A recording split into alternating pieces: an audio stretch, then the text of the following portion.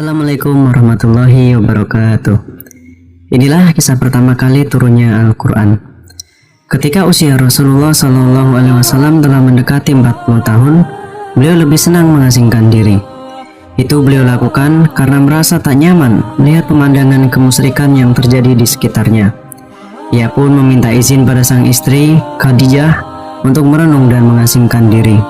Dengan membawa roti dari gandum dan air, beliau pergi ke Gua Hira di Jabal Nur yang jaraknya kira-kira 2 mil dari kota Mekah. Suatu gua yang tidak terlalu besar, yang panjangnya 4 hasta dan lebar 1,75 hasta. Pilihan beliau untuk mengasingkan diri ini termasuk bagian dari ketentuan Allah Subhanahu wa Ta'ala sebagai langkah persiapan untuk menerima urusan besar yang sedang menantinya, untuk mengubah wajah dunia dan meluruskan garis sejarah. Allah telah mengatur pengasingan ini selama 3 tahun bagi Rasulullah ketika usia beliau genap 40 tahun, yang merupakan usia kematangan. Tanda-tanda nubuah atau kenabian sudah mulai tampak. Di antaranya, ada sebuah batu di Mekah yang mengucapkan salam kepada beliau. Terjadi ru'yah sadikah atau mimpi yang benar yang datang berupa fajar subuh yang menyingsing. Hal ini berlangsung hingga 6 bulan. Mimpi yang benar ini adalah merupakan salah satu dari 46 tanda kenabian. Kemudian beliau mulai suka mengasingkan diri. Beliau biasa mengasingkan diri di Gua Hira. Beliau beribadah di dalamnya.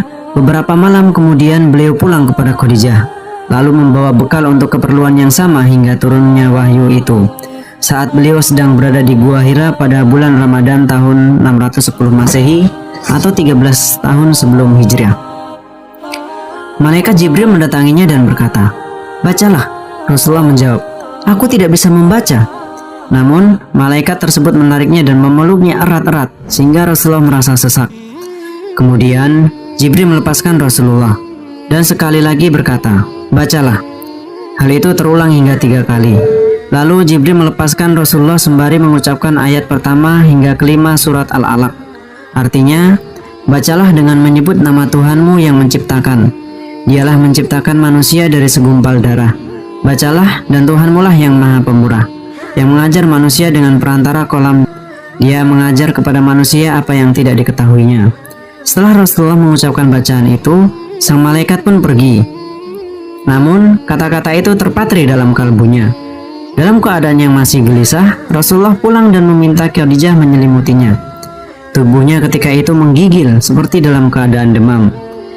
Rasulullah kemudian menyampaikan apa yang terjadi kepada Khadijah, lalu berkata, "Sesungguhnya aku mencemaskan diriku sendiri."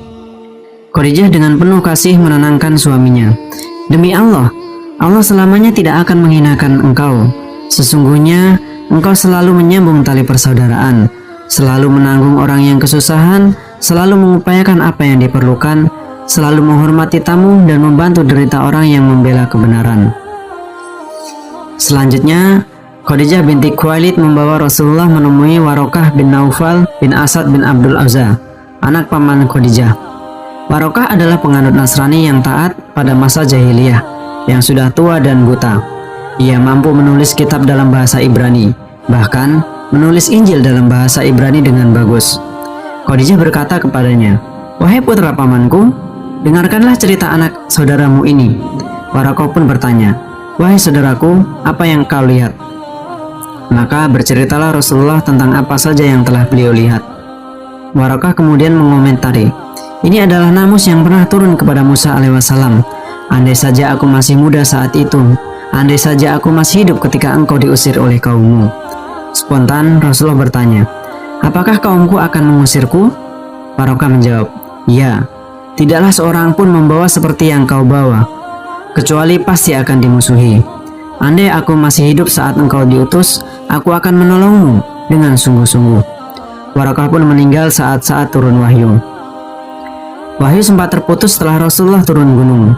Beberapa pendapat banyak yang mengemukakan soal berapa lama terputusnya wahyu. Ada yang mengatakan 2 tahun, sebagian lagi mengatakan hanya 2 bulan, 40 hari, hingga mengatakan 3 hari saja. Tak ada bukti otentik soal berapa lama berhentinya wahyu. Namun berhentinya wahyu ini memang benar adanya. Pada masa-masa terputusnya wahyu itu, Rasulullah hanya diam dalam keadaan termenung sedih. Kegelisahan melingkupi diri beliau. Hikmah berhentinya wahyu dahulu adalah untuk menenteramkan hati Rasulullah SAW. Hal tersebut karena Rasul kaget dan terguncang kondisi psikologisnya. Imam Bukhari dalam Kitabut Ta'bir menuturkan kondisi beliau sebagai berikut. Wahyu untuk beberapa waktu tidak turun. Berdasarkan riwayat yang saya ketahui, Nabi SAW merasa gundah dan gelisah.